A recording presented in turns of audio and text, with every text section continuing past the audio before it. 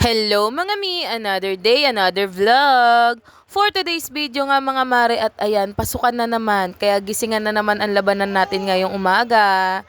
Ayan, ginising na nga natin si Maring Kali. At ayan, ayaw niya pang bumangon. Sinabi ko iwan na siya ng daddy niya. Kaya ayan, tumayo agad siya. At pumunta sa daddy niya. Dahil sa daddy niya nga ang nag-aasikaso sa kanya sa umaga. Dahil sinasabay na siya pag babiyahe na. Hinahatid na muna siya sa school bago bumiyahe yung daddy niya. Habang iniintay ko nga sila matapos maligo, ito tinabihan ko na muna si Maring Chantal nyo. O di ba sobrang sarap ng tulog niya dahil napakalamig ngayong umaga.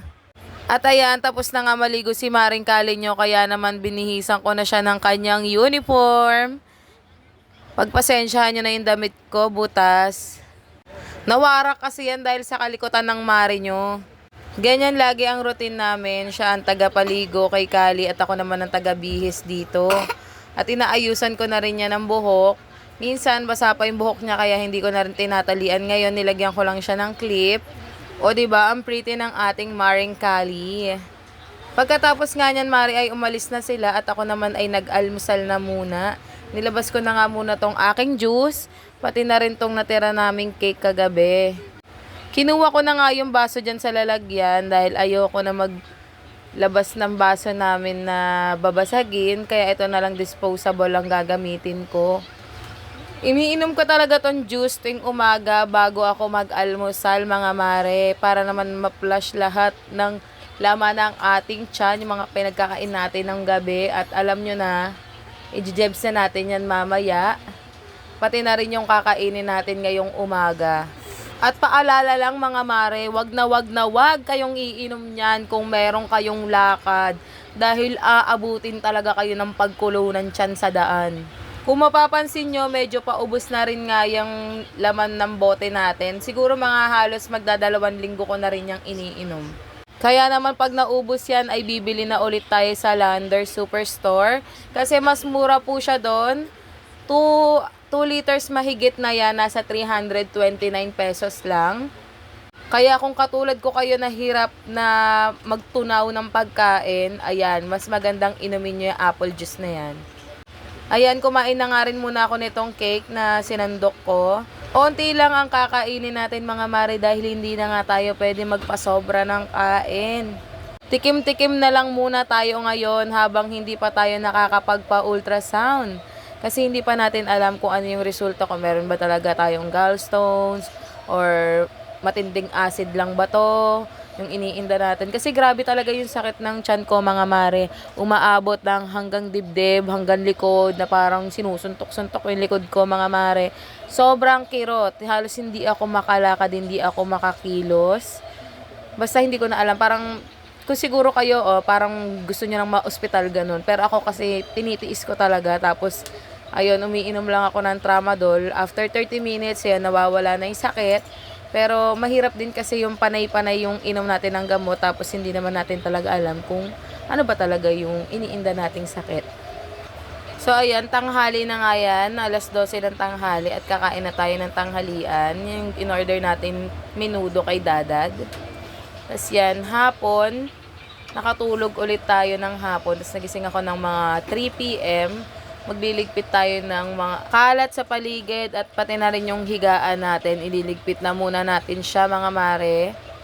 Ayan, pinagtatanggal ko na nga yung mga damit namin dyan sa ibabaw dahil naipon na nga. Alam nyo naman si Ito, parang ahas. Kung saan na lang mailapag yung damit na hinubad, pati na rin yung mga anak niya. O yan, 'di ba? Pati yung mga tuwalya. Ayan, sinampay ko na dyan sa gilid lahat ng tuwalya. Lilinisin na rin nga natin tong lamesa. Ayan, tignan nyo naman, sobrang kalat, 'di ba? Iiwan mong malinis, babalikan mong ganyan. Puro tambak na. Tinanggal ko na nga lahat ng kalat dyan sa lamesa, mga mare, at pinunasan ko na rin to. Ang iniwan ko nga lang dyan, mga mare, ay itong ulam naming menudo. Iinitin ko na lang yan mamayang gabi kasi 3 order yung binili ko kay Dadad. Ayan, malinis na ang ating lamesa. Habang naglilinis nga ako ito, meron naman isang bulinggit na kalat ng kalat. O 'di ba? Kahit anong linis mo, meron pa rin talagang taga-kalat na bagets. Naglagay na nga rin ako ng tubig mga mare dahil naubos na nga yung laman ng rep namin. Mamaya kakain na naman kami, maghahanap na naman sila ng malamig na tubig. Pagkatapos ko nga maglagay ng tubig mga mare, ay nilinis ko naman tong ibabaw ng storage box. Dahil napatungan nga ng maruming damit. Diyan ko pinagpapatong yung mga pinagtatanggal ko dun sa ibabaw ng Durabox kanina. Puro uniforme nga pala ang laman yan mga mare, isasara ko na muna. At ayan, sira na nga, 'di ba? Kailangan na hat-hatong palitan. Kaso wala pa tayong pamalit eh. Sa susunod na natin yan papalitan. Pag naka-LL na tayo mga Mars. Takip pa lang naman ang sira dyan mga mare. Napapakinabangan pa naman yung mismong storage box. At ayan, nagwalis na nga ako para matanggal na lahat ng dumi at alikabok dito sa kwarto. Kung mapapansin nyo, busy-busy si Chantal sa taas. At ayan, meron nga daw siya niluto para sa akin. Masarap nga daw yung niluto niyang sinabawan. Kahit wala naman talagang sabaw yung niluto niya. Hindi nga ako naiinip sa paglilinis mga mare dahil kinakausap niya ako ng kinakausap dyan. Sobrang daldal ng batang yan. Fast forward mga mare, gabi na nga yan at nakaligo na kami. Nakapagugas na rin ako ng pinggan at bubuksan na natin tong parcel na dumating kanina. Na in-order ko na lip tint. JMCY nga ang tatak niya, light focus color lasting, double end lip glaze ang tawag. Tapos NR12 ang kanyang shade. Ito ata yung shade niya, NR12. Baliktaran nga yan mga mare, yung isa parang matte, tapos yung kabila is pampaglossy ng lips. Alam mo yung parang kumain ka ng lechon, kahit hindi ka naman talaga kumain ng lechon dahil parang mamantika yung lips mo. Ganun. Nagugutom na nga raw ang batang maliit, kaya ayan, ininit ko na yung kanin namin, pati na rin yung ulam, isinapa ko na sa kanin. Dahil nasira nga ang ating rice cooker, dito na muna tayo sa Super Kala nagluluto. Pagkatapos lang po namin po. Hindi na nga kami nakapag-video habang kumakain mga mare dahil nanonood kami ng vlog ni Sir Gavin sa Japan. O alam nyo na kung saan nanggaling yung idea ni Maring Kali nyo na doon siya magbe-birthday. Ayan, dahil sa vlog ni Sir Gavin. Dahil tapos na nga kami kumain mga mare, ayan, nilinis ko na yung sahig namin.